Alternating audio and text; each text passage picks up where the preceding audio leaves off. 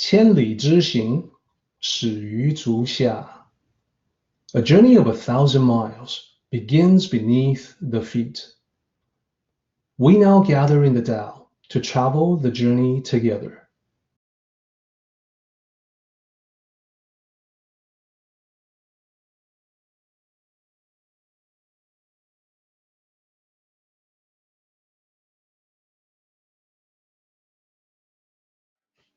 I want to talk about the first book about the Tao. So people who are maybe listening to me for the first time or maybe unfamiliar with the Tao may be puzzled when I refer to the first book about the Tao. Question for everyone. Is the first book about the Tao, the Daodejing, what we're studying today? Are we studying chapter 32 of the first book about the Tao? What do you think? I know that many people listening are quite knowledgeable about the Tao, and therefore they know that indeed the Daodejing is not the first book about the Tao. This is the first book about the Tao, or this is one depiction of it. So you see two characters there on the cover. Can anyone venture a guess as to what that is? I see that some of you already have. Some of you already know about this particular book. So here's the bottom line. We're talking about Jing. These are the two characters.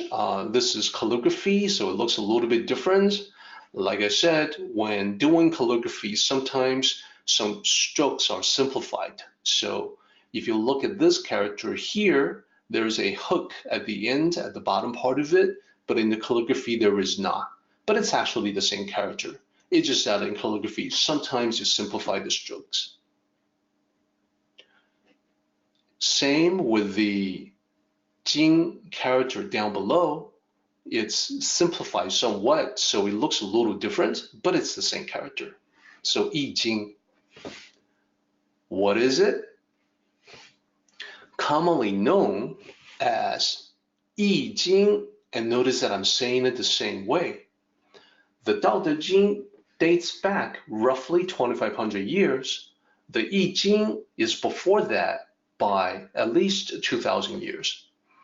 Now, in the beginning, Jing was just a collection of various observations about the world, about the Tao, but later on, it became much more organized into the form that we know it today, with the 64 hexagrams. Jing, these two that you see here, usually mispronounced. I am sure everyone has seen this and has heard people say it as Ching. The more knowledgeable people may say Ching. Well, both are actually mistaken, and the mistake springs from the original system of romanization. A system of romanization is where you use Roman characters, Roman letters, in this case, English letters, to represent the sound of Chinese characters. So the first system was the Wade-Giles system, and it created this system mandated that when you use CHING without an apostrophe, it's supposed to sound like J. So what you look at and say Ching is actually Jing, J-I-N-G sound in the Wade-Giles system, but nobody knows that. This factoid is buried in academia, and nobody else out of academia actually knows it. And today, nobody is learning the Wade-Giles romanization system. So this is even becoming less known. And the Wade-Giles romanization system specifies that to represent the sound yi, you must use the letter I. So the original romanization was actually meant to represent the correct sound, yi jing, but people don't know that, and that's why we hear I ching. So yeah, I can see that a lot of you already know this. You are correct. I Jing was before the Daodejing, no doubt about it. So going forward, the new system, the new romanization system, pinyin, is now the standard for now and into the future. So in that system, it is I Jing. It looks like the way it sounds. So it's much easier for people to pronounce it correctly. Now let me talk about these two characters. The first book about the Tao. Yi, what is that? Yi means transformation or change. Jing, the second character, means classic. It's the same character as the last character of Daodejing. So this is the reason why when people talk about I Jing, you often hear them say the book of changes. That's because classic is a book, transformation is change or changes. So I Jing is the way it's pronounced.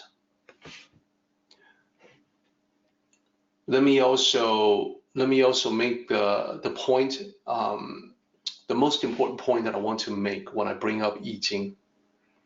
The very first book about the Tao is a book about change. And that's because change is the eternal constant. As we have just seen in our Western expression, that Western expression came to be without knowing about the very first book about the Tao being written about change. So here, East and West come together in recognizing change, the eternal constant. Change is the way of existence. The Tao is the constant eternal factor or characteristic throughout all levels of existence. Therefore, the Tao is about change, which is the reason why the first book about the Tao is about change. So everything nicely converges together.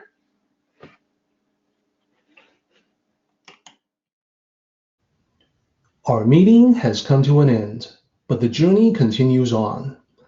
Let us travel safely. Until next time, may the Tao fill you with peace and happiness.